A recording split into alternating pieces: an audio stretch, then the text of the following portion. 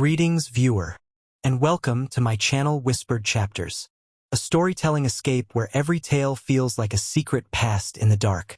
From love found in unexpected places to mysteries hiding in plain sight, each episode delivers a bite-sized world you can fall into in minutes. It's emotional, cinematic, and addictive, perfect for anyone who wants powerful stories told fast, with twists that linger long after the final whisper fades. Please like and subscribe so you would never miss a story when it is posted. The desert didn't care about your grief. It baked you, bled you dry, and let your bones bleach in the sun. That was exactly why Jack Harrow had chosen it. 3 years had passed since the day he lost his wife, Claire, to a shooting in a crowded train station in Chicago. A random act, they said. One of those things. No reason, no motive, just senseless loss. So vast and silent it had swallowed him whole. Jack had sold everything and moved into the arid stillness of the Mojave. Here nothing asked questions. The sun rose, the wind whispered across the sand, and the nights stretched long and silent. He had buried his pilot's license in a drawer and stopped looking up at the sky. That was before the knock at his trailer door. Her name was Iris Delgado, and her daughter's name was Sophie. Jack had seen them once or twice in the nearest town, a good 20 miles off, where the gas station doubled as a diner and newsstand. Iris was in her mid-30s, olive skin sun-kissed, hair in a messy braid, one sleeve of her work shirt permanently rolled up like she was always halfway between jobs. Sophie was small for her age, maybe 9 or 10, with a leg brace that made her gait stiff and deliberate. But her eyes, those were the eyes of a pilot. He could tell in an instant. "We heard you used to fly," Iris said that day, standing at his door while the sun dipped low and cast long shadows across the sand. Jack didn't answer. He didn't have to. She knew. "My daughter wants to learn drones," she continued. "Not the toys. The real ones. She wants to fly professionally. Says one day she'll work for NASA or something crazy. I don't know how to help her. But someone told me about you." He leaned against the doorframe, arms crossed. "I don't teach anymore." Iris smiled, tight-lipped, but not defeated. "Then maybe just show her. Let her watch. Let her believe it's possible."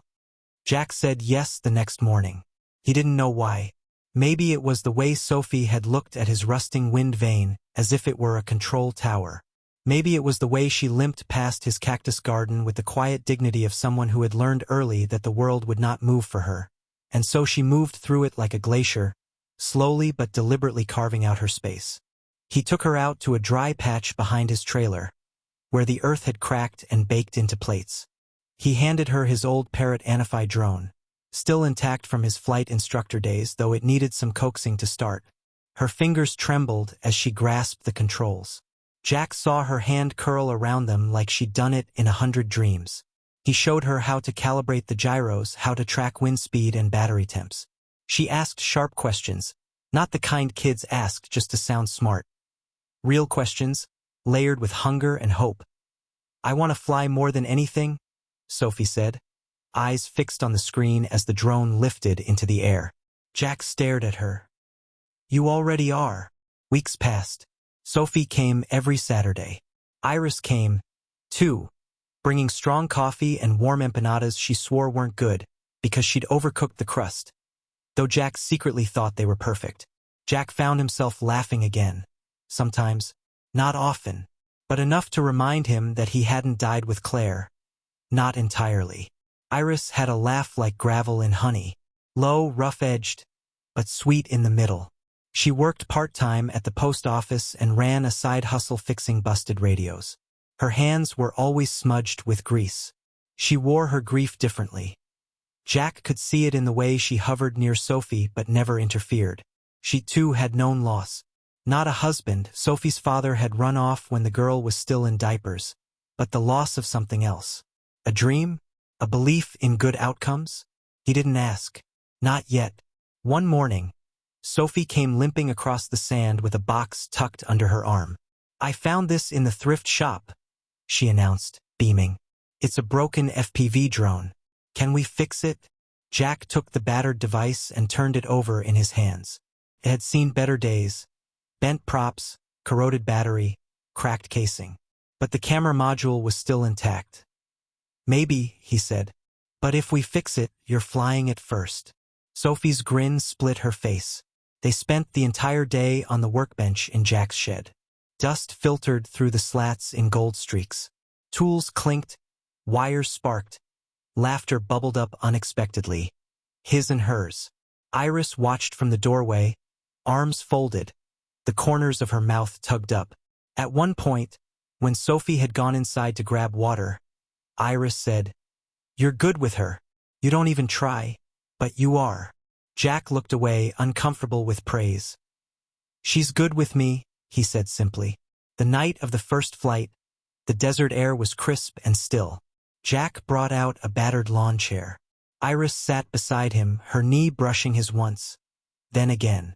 He didn't move away. Sophie calibrated the drone herself. Jack had barely needed to speak. He watched her fingers move, firm and steady despite her limp. She launched it clean, the rotors slicing through the night, the LEDs blinking like distant stars. Through the goggles, Sophie gasped. "I can see the whole desert." Jack leaned forward. "Describe it to me." It's like a sea of sleeping animals, like dunes with spines. And the sky. Mr. Jack, it feels like I'm up there. For real." Iris wiped at her eyes. Jack pretended not to notice. Later, after Sophie had gone to sleep in the back seat of Iris's beat-up truck, Jack and Iris lingered under the stars. "You saved her, you know?" Iris said softly. Jack shook his head. "No, she saved me." Their eyes met.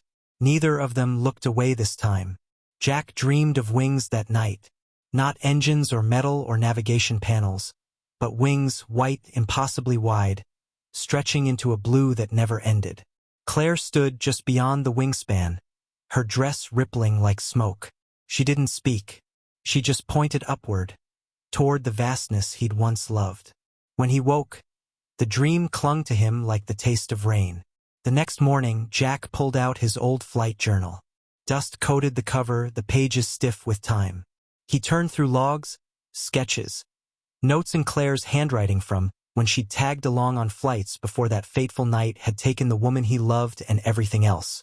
He lingered on one entry. "Someday we'll open a flight school for kids who can't afford to dream big. You'll teach them the sky. I'll teach them how to want it." He closed the book slowly. Maybe Sophie was the first student. Maybe it was already beginning. Sophie arrived with a backpack full of ideas and a lemonade bottle half full of screws. She bounced despite her limp, energized by last night's successful FPV flight. "I want to build my own drone," she declared. "Not a kit. I mean from scratch. All of it." Jack raised an eyebrow. "You ready for that?" "I'm 11, she said. "If I don't start now, I'll be behind." Jack stifled a laugh. "Fair point." They laid blueprints out on the dusty table in his shed, using an old aviation textbook for reference and scavenged parts from the junkyard nearby. Jack was surprised at how quickly she picked up technical jargon. She had her mother's quiet grit, but her imagination was something else entirely. Audacious, hopeful, a little reckless. "She's stubborn like her father," Iris said that evening, watching them from the porch. Jack looked up from soldering. "Thought you said he left when she was a baby." "He did," she said. "But he was stubborn then, too." They fell into silence. Jack wanted to ask more. Not to pry, but to understand the shape of the pain Iris carried. But it wasn't time yet, so he just handed her a mug of strong coffee and offered a seat beside him. She took it. A week later, trouble came in the form of a county official. He was tall, balding, and wore sunglasses like armor. His badge caught the sun like a warning. "Got a report about unauthorized drone flights over BLM land," the man said, looking over the shed and trailer with the bored suspicion of someone who had never created anything and resented those who had. Jack stepped between him and the bench where Sophie was carefully threading wires. "We don't fly over protected space. It's still unlicensed activity near wildlife reserve sectors," the man said. "You're going to need permits, and probably a site inspection." Jack's jaw clenched. He knew the game. Bureaucracy rarely cared for nuance. The man handed him a citation and drove off in a dust cloud. Sophie looked up at him, wide-eyed. "Did we do something wrong?"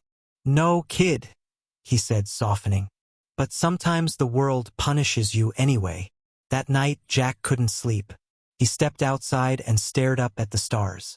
Claire had believed in him, in them, in building something bigger than themselves. Maybe it was time to stop hiding. The next morning, he drove into town and filled out the paperwork.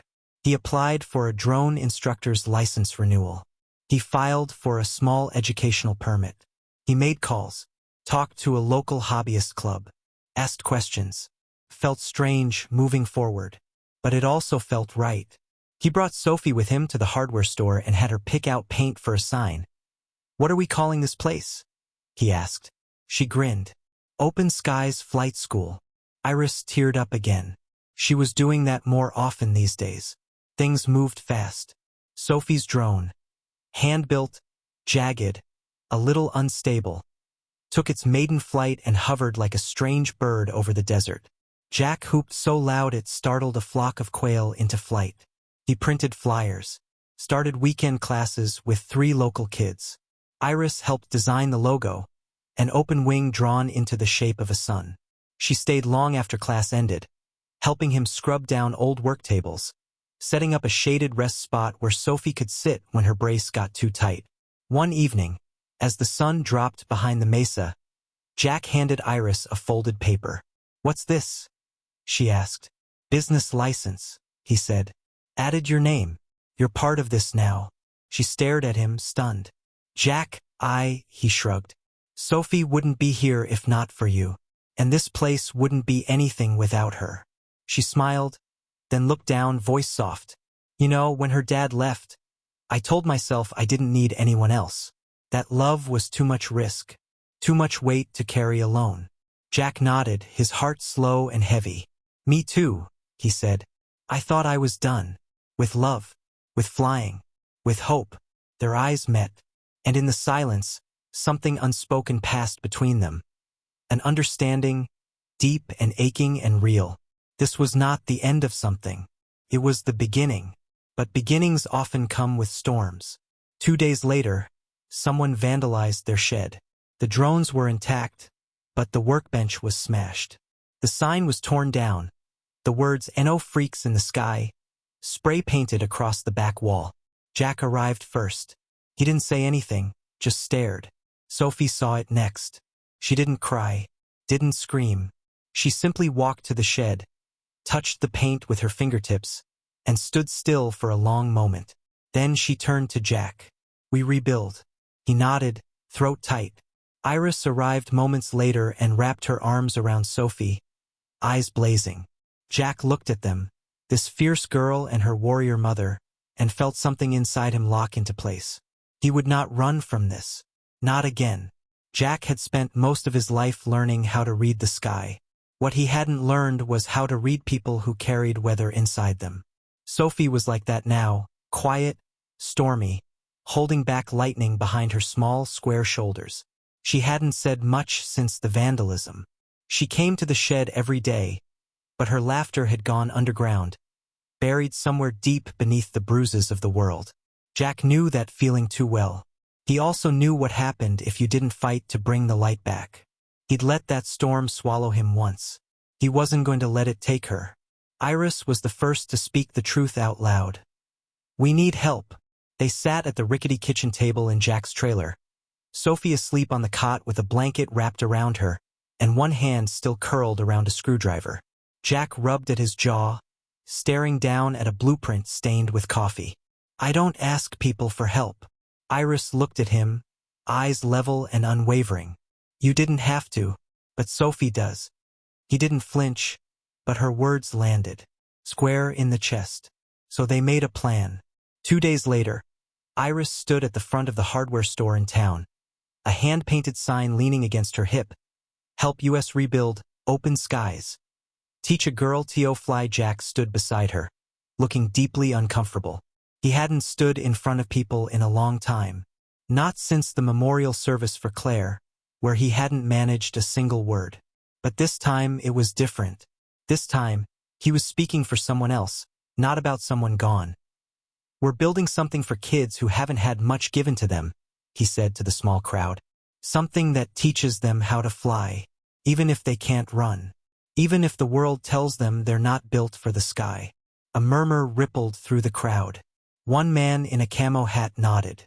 "My nephew's in a wheelchair. Always wanted to fly. You taking more students?" A woman stepped forward and offered an old box of wiring supplies. Within 20 minutes, they had volunteers for cleanup, donations for repairs, and 3 new parents asking about enrollment. Jack caught Iris's eye. She gave him a small, proud smile. The world hadn't turned away. Not this time. Back at the shed, they worked like wildfire. The graffiti was scrubbed, repainted, replaced with a new sign carved by one of Iris's friends. "Where the sky opens. No walls, just sky."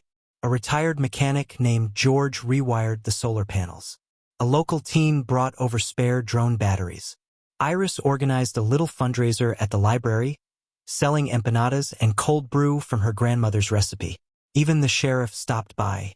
"Heard about the vandalism. We're keeping an eye out. You folks are doing something good here." Jack nodded, still half in disbelief. He didn't know what surprised him more, the damage or the way people had shown up to heal it. Sophie stayed quiet. She helped rebuild, nodded, smiled when spoken to. But something in her still held back, like she was afraid to believe things would stay good for long. That changed the day the envelope arrived. It was thick, stamped with a NASA logo. Jack pulled it from the mailbox and handed it to her, eyebrows raised. Sophie tore it open with trembling fingers. She had entered a national essay competition 2 months earlier, without telling anyone. The prompt had been, "Why I Wanna Fly." She won 2nd place. It came with a scholarship for a week-long aerospace camp in Nevada. Sophie's face crumpled, then lit up. Then she ran into Jack's arms and burst into tears. "I thought they'd say I wasn't enough," she whispered. "Because of my leg. Because I'm different." Jack cried for the first time in public. No one said a word. They didn't have to. One night, 6 months later, Jack took Iris up in a 2-seater Cessna, the same model he used to train in. She was nervous at first, hands clenched, pale. But once they leveled off, and the desert stretched beneath them like a sleeping beast, she looked out the window and whispered, "Oh." It wasn't fear. It was wonder. "You okay?" he asked. She turned to him. "You were right. The sky doesn't care if you're ready. It just keeps opening." Jack reached over, his hand brushing hers. "We just have to follow it." She smiled, eyes brimming. And somewhere far below, at the edge of the desert, a girl with a leg brace stood with her drone remote, launching Horizon into the wind. The drone school was thriving. Kids came from miles around. Some walked, some rolled in on wheels. Some had trouble speaking but lit up like sunrise when they flew. The mural had been repainted twice, once after rain, once after Sophie's airshow win. Now it showed a family. A girl, a woman, a man. Not labeled, just there. Jack sat with Iris on the trailer steps, a soft breeze tugging at his collar. "Did you ever think this would happen?" she asked, sipping from her thermos. He looked at her, at the school, at the sky opening above them like a promise. "No," he said honestly. "But now I can't imagine anything else." She leaned in, kissed his cheek, and whispered, "Neither can I." Overhead, a drone buzzed, and beneath it, 3 shadows stood close together, reaching toward the sky. The wind had picked up that morning, not the kind that knocked things over or rattled windows. The kind that whispered, "Today matters." Jack stood at the edge of the field, arms crossed, sunglasses on. His hair was grayer now, and the lines around his mouth had deepened, but his eyes still carried that watchful steadiness, like he could read the sky and everything beneath it. Beside him, Iris tucked her arm through his and leaned against his shoulder. "Proud?" she asked softly. Jack didn't answer right away. He just watched the figure walking toward them from the hangar. Flight suit on, helmet under one arm, ponytail whipping behind her in the wind. Sophie, 18 years old, taller, more confident. Her gait was still uneven, but the brace on her leg had become part of her silhouette. Familiar, strong, unapologetic. She walked like she belonged in the air. Jack let out a long breath. More than I thought I ever could be. Iris smiled. She wouldn't be here without you. She wouldn't be here without us. They had driven all night to get here, Jack, Iris, and Sophie. Back to the old airfield where Jack had first learned to fly. Where, once upon a time, he'd crashed a solo training flight and Claire had driven hours just to sit beside him and tell him failure was just another kind of wind. It had been decommissioned for years, but Sophie's flight instructor had pulled some strings, because this wasn't just a graduation flight. It was her first solo, and she'd chosen this place for a reason. As the small aircraft rolled onto the strip, Jack found himself reaching into his pocket and gripping the frayed edge of an old notebook. Claire's flight journal. He opened it to a page Sophie had bookmarked earlier that morning. What's heavier than a broken heart? Maybe nothing. But if you keep it grounded, it never learns how to lift. He hadn't written that. Claire had. And she was right. The plane's engine roared to life. Jack didn't speak, didn't blink. Just watched the girl he had come to love as his own push the throttle and taxi into position. At the controls, Sophie's face was calm, focused. The same kid who once cried in frustration over drone wiring and fell asleep with grease on her cheeks now sat in the cockpit of a real plane. Jack's hands curled into fists, not in fear, but in awe. "She's going," Iris whispered. And she did. The wheels lifted from the earth. Just like that, Sophie was flying. The sky opened around her, blue and blinding, full of heat and memory. Sophie's heart beat like a drum inside her chest. "You're flying," she told herself. Not with Jack's hands guiding. Not with Iris's voice reassuring. This time it was just her. The headset crackled as she adjusted altitude. Her fingers moved through the steps like music. Each practiced, each earned. She glanced at the photo taped to the dash. Faded, but still there. Little girl Sophie standing beside Jack and Iris, holding up her first drone. And next to it, a small paper cutout of wings. Her camp mentor had given it to her years ago. Flight isn't just about rising, it read. It's about choosing not to fall. Back on the ground, Jack felt tears slide down his cheek. He didn't wipe them. He just stood there as the plane arced through the sky, steady and beautiful, Sophie's shadow trailing beneath her like a ribbon. "She's got her mother's stubborn streak," Iris said. Jack looked over. "Which one of us is the mother in that sentence?" Iris smirked. "Don't make me throw this coffee at you." They laughed. The kind of laugh that had weight behind it, the earned kind. The kind that only comes after heartbreak and healing, after silence and saying the hard things. They weren't broken people anymore, just people who had bent toward love. 20 minutes later, Sophie landed smooth as glass. When she stepped out of the plane, Jack was waiting with his arms open. He didn't say, "I'm proud of you," or "You did it," or "That was perfect." He said, simply, "You flew." Sophie looked up at him with glassy eyes. "And I didn't fall." Jack knelt, resting a hand on her shoulder. "You were never going to." Iris pulled them both into a hug. For a moment, the three of them just stood there, sunlight, dust, breath, whole. This family made of ash and rebuilding, of second chances, of choosing each other over and over again. That night, around a small fire behind the airstrip, Sophie handed Jack a wrapped package. He raised an eyebrow. "It's not my birthday." "I know," she said, "but I wanted you to have this." Inside was a flight logbook. Brand new, clean pages.